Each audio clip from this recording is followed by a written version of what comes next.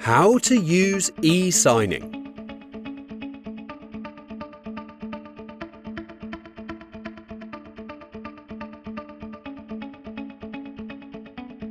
Go to e-signing and click on Compose New button. Type or draw your signature, then click on Next Step. Upload your document, then click on Next Step.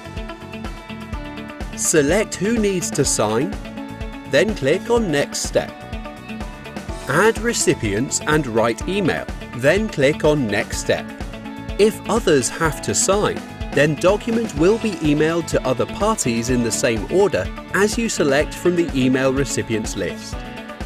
Select the position of signature and click on Complete button.